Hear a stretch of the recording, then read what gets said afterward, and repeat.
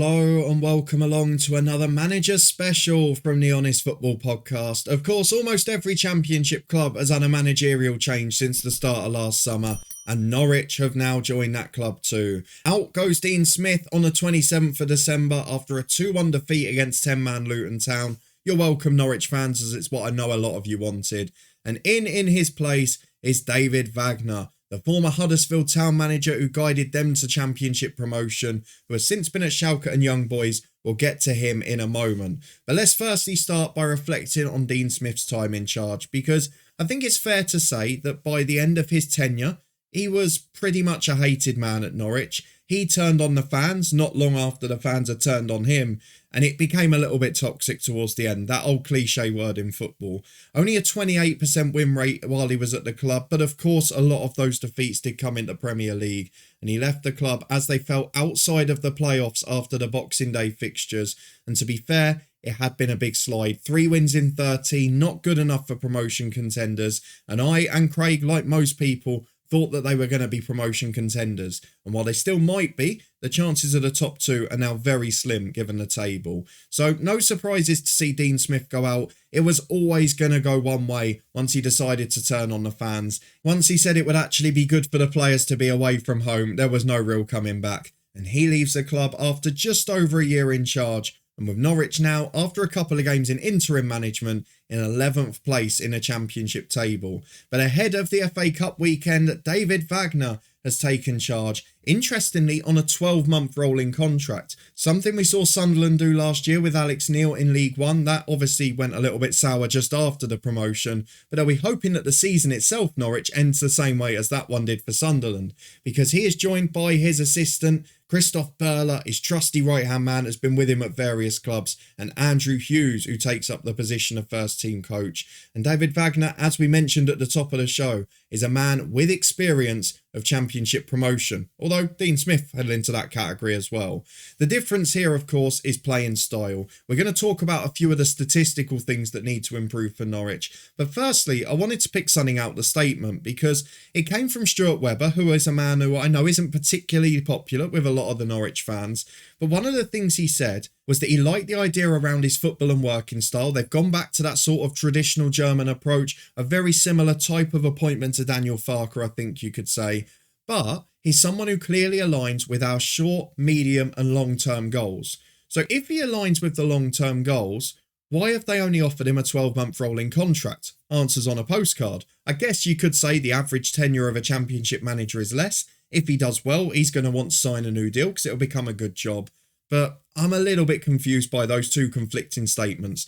12-month rolling contract followed by he fits with our long-term goals. Something doesn't quite add up there. It feels like a short-term appointment. Of course, for Norwich fans, there was a little bit of a mixed reaction. It's not been a very well-kept secret. It's been set to have been agreed 2 days ago. I mean, in the media, it's been reported everywhere. Only now has it officially been announced. But initially, there were reports linking Norwich with Steve Bruce, and a lot of fans were a little bit concerned about that, despite him being a former player. So, potentially, this was not as bad as it could have been. But it is fair to say a lot of the Norwich fan reaction has been a little bit underwhelmed by this appointment. And I'm actually a little bit surprised by that, because his record in England is very good. Yes, he only took Huddersfield up via the playoffs, but he did a very good job with a side on a small budget, kept them in the Premier League, which a lot of people forget, and they got worse after they sacked him in the second Premier League season too. Another case of be careful what you wish for. He did, however, follow his time at Huddersfield with, I think we can call it a pretty disastrous stint with Schalke. And he had a better stint with Young Boys, but again, they weren't as strong as they should have been. A highlight was, of course, a win in the Champions League groups against Manchester United, albeit it was gifted on a plate in stoppage time, but they didn't compete for the title, which is normally minimum expectation there. So it's fair to say since leaving Huddersfield, maybe David Wagner's career has not taken off in the way he thought, but he did do a great job last time he was in England. Let's see what job he's got to contend with here, because David Wagner takes charge ahead of an FA Cup third round tie. That is against fellow championship promotion contenders Blackburn. Then he has tough trips for the rest of the month. Preston away, Coventry away, Norwich at home to Birmingham. That could be an interesting one. And then the first game of February is Burnley at home. It is going to be a very tricky start for the new man at the helm. What I want to talk about though very quickly is some of the things that need to improve at Norwich, because we know they're in 11th in the championship table. We know that bar the top two at the minute, it is an insane season in this league. 6 points separating half of the division is so tight. We've never seen the likes in the championship. So Norwich, while on 36 points, while struggling a little bit, while a few of the clubs around have got the odd game in hand, they are still right in the mix. Only 3 points off the playoffs, 6 points off third place Blackburn, and you could say only 10 points off the relegation zone. But I don't think any of us are worried about that for them. But one of the things I wanted to pick up on with Norwich, particularly in this sort of 14-game horror stint they've had recently, is the amount of late goals they're conceding. A lot had been made about the unambitious football that Dean Smith was potentially playing at Norwich, and I guess I kind of got a bit more of an understanding of that when we saw the Luton game, his last one in charge, because it was a game where when we went down to 10 men as a Luton fan with 10 minutes to go, we were a little bit worried. Norwich had just equalised, they'd bought on attacking subs, but then they went into their shell, and Luton were the team then being aggressive at 1-1 and with 10 men. So I kind of got a bit more sympathy and understood the Norwich fan perspective then. But one of the things that concerns me is defensively, they're just all over the shop. It had been a problem every time traditionally they'd gone up to the Premier League. But this season, only 2 of the 10 clubs above them in the league have conceded more. There's been a real lack of clean sheets. They've conceded over a goal a game, which traditionally isn't going to get you to that top 6. And I think that that's going to be an area David Wagner has to address. And it's something he has done before with Huddersfield.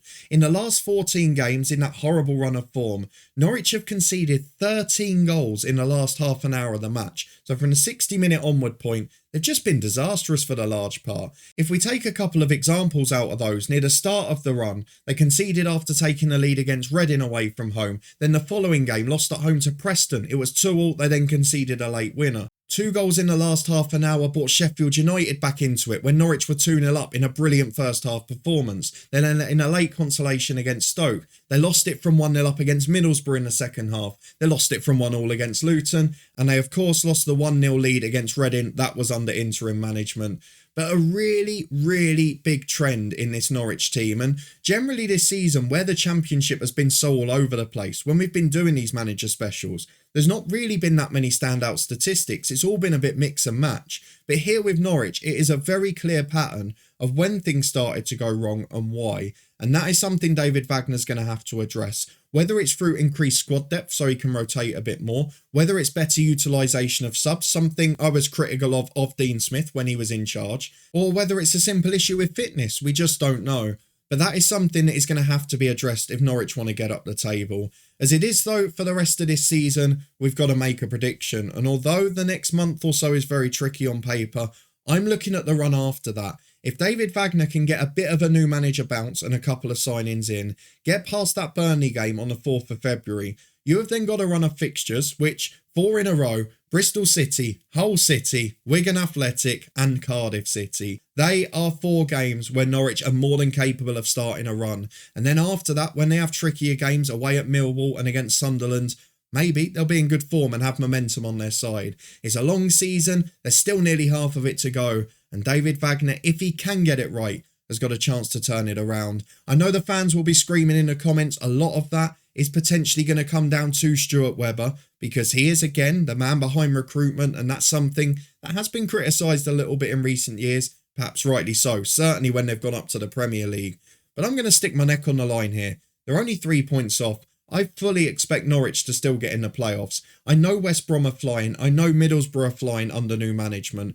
But are they going to last for the whole season? Are some of those sides that are up there and have been a bit more inconsistent, the likes of Blackburn, are they going to fall away as they have so many other years? What's going to happen with Bilic at Watford? What's going to happen with Millwall and Luton, who are so often overachievers up there? Whatever happens, it's going to be a really thrilling and exciting end to this championship season. From a Luton point of view, I hope it's not at the expense of us. But Norwich City, for me, I still think will get into the top 6 this season. What's going to happen after that in the long term, I don't know, because David Wagner's only got this 12-month rolling deal. If he takes them up, do Norwich then become sitting ducks? Does someone come in and say, hang on, we want him, he's doing really well. He's been in England twice with 2 clubs, he's done brilliantly at both. we're going to nick him, because there's plenty of Premier League clubs who might be looking for a manager in the summer. There's going to be a few that just survive and probably change hands. And Norwich, due to this short deal, while it does work out if it doesn't go to plan, it could yet come back to bite them on the backside, as we saw with the Alex Neil one at Sunderland. Although, if they recruit as well as Sunderland did after, they might be okay. But that's just my view and our podcast view on the appointment of David Wagner and the sacking of Dean Smith. Let me know what you think down in the comments below. You are the most important people, the fans. And Norwich City fans, do you think you'll make the top 6? Why were you seemingly underwhelmed by the Wagner appointment? And do you trust Stuart Webber to get the right men in January? Let me know all of that. If you did enjoy the episode, please do put a thumbs up on it. Subscribe for regular videos from the Honest Football Podcast. We've got championship score predictions every single match day, so do make sure you come and check the next one of those out after the FA Cup break. We had a recent interview with a Hollywood actor. There's loads of football stories up in the eye above. There's also match day action. We will be at an FA Cup game this weekend, so please do check all of that out if you're new to the channel. Thank you very much for watching as always. You can support the show as a member. You can find the social medias above my head, and I'll see you back here next week as the championship returns.